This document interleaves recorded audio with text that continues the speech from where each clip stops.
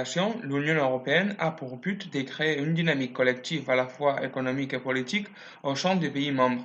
Cela passe par la mise en place de nombreuses politiques publiques dont l'objectif est promouvoir la croissance économique, la création d'emplois, la compétitivité des entreprises, le développement durable et la protection de l'environnement. Le but de cette politique de cohésion, également appelée politique régionale, c'est de faire converger le niveau de richesse des régions européennes. En fait, la politique de cohésion, elle vise à endiguer les inégalités régionales. En effet, l'Union européenne est traversée par de nombreuses inégalités économiques. Ainsi, le Luxembourg a un PIB par habitant 7 fois supérieur à celui de la Bulgarie. Mais c'est quoi une région au niveau européen? Une région est une communauté territoriale dont le niveau d'autonomie et la division administrative dépendent du pays où elle se trouve. Il existe également des régions transfrontalières à cheval entre deux pays. Ces régions sont appelées eurorégions.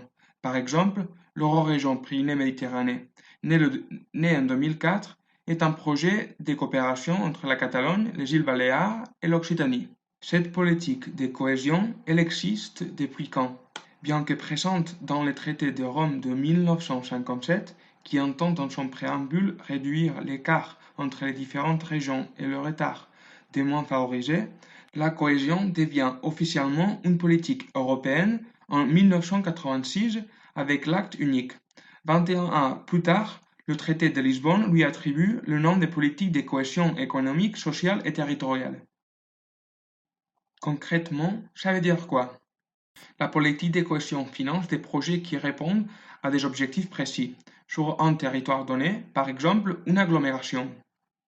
Ces projets sont menés par tout type d'acteurs, seuls ou à plusieurs, entreprises, organismes publics, associations ou même particuliers. Quelle priorité pour la politique de cohésion? À travers les 11 priorités thématiques qui ont été définies, la politique de cohésion contribue à la réalisation des objectifs de la stratégie Europe 2020, la stratégie lancée par l'Union européenne en faveur d'une croissance intelligente, durable et inclusive. Ce budget est réparti en 3 fonds structurels, axés chacun sur des thématiques et des territoires particuliers. Le Fonds européen de développement régional finance ainsi essentiellement des projets en faveur de la recherche, du numérique, des PME et encore de l'environnement. Le Fonds social européen soutient des projets liés à l'emploi, la formation et l'inclusion sociale. Enfin, le Fonds de cohésion aide uniquement les États membres dont le revenu est inférieur à 90% de la moyenne européenne. Quels moyens pour la politique de cohésion?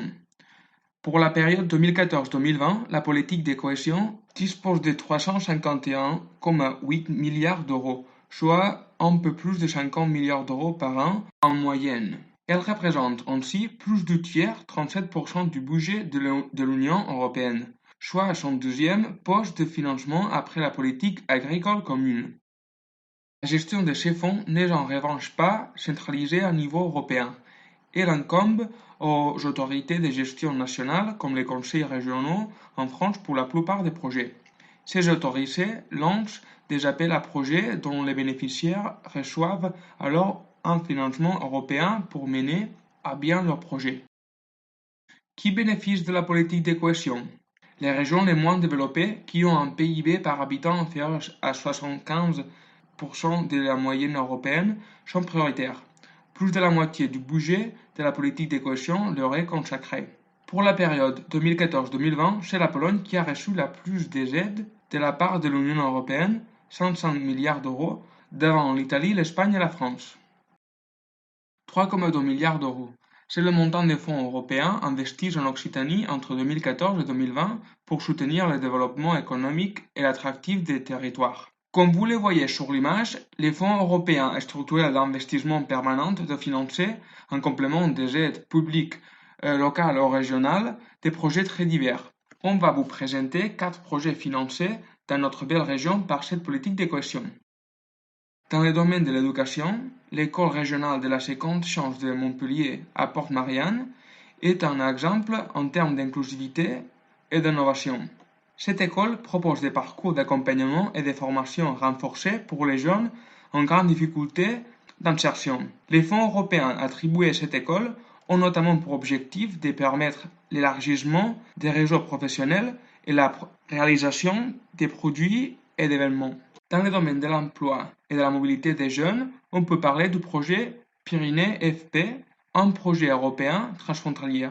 C'est un projet qui mêle des acteurs français et espagnols, tous situés le long des Pyrénées et réunis dans un même but: organiser des mobilités transfrontalières d'apprentis pour des étages dans des entreprises des territoires espagnols partenaires. Ces projets ont un coût total de presque 2 millions d'euros et 65% de ces coûts est pris en charge par le FEDER, une branche de la politique de cohésion. Dans le domaine de la transition énergétique, un projet retient mon attention, celui des syndicats mixtes de l'électricité du Gard qui tente de diminuer la consommation d'énergie et de réduire la pollution lumineuse générée par le parc d'éclairage public. En gros, il s'agit d'aboutir à l'obtention du label Réserve internationale de ciel étoilé, en diminuant les ressources de pollution lumineuse. Un beau projet soutenu par le FEDER. Pour finir, je voudrais vous présenter un projet qui me plaît, un projet d'utilité publique qui est lié au secteur de la recherche. Phycobiotech, c'est une start-up montpelliéraine spécialisée dans le marqueur fluorescent utilisé dans le diagnostic médical. Grâce au FEDER, Phycobiotech a pu poursuivre des recherches engagées en 2012 et développer un complément alimentaire constituant un traitement naturel aux pathologies cardiovasculaires des personnes âgées. Au niveau européen, les résultats de la politique de cohésion sont probants. Le PIB par habitant dans les régions les moins développées de l'Union européenne a augmenté. 600 000 emplois ont été créés, des milliards de kilomètres de routes et de voies ferrées ont été construits ou modernisés. Des milliards de petites et moyennes entreprises ont reçu un financement direct. Les budgets dédiés à la politique de cohésion couvrent une période de 6 ans. Nous arrivons à la fin de la programmation 2014-2020 et le budget de la politique de cohésion pour 2021-2027 a donc été récemment discuté et décidé par les institutions européennes. Il faut savoir que la politique de cohésion, c'est la deuxième politique la plus importante en termes de budget après la PAC. La prochaine politique de cohésion répondra à de nouvelles priorités d'investissement. Une Europe plus intelligente et innovante, un soutien aux politiques de transition énergétique, un appui au numérique et le développement des projets locaux pour rapprocher l'Europe de ses citoyens. De beaux défis en perspective.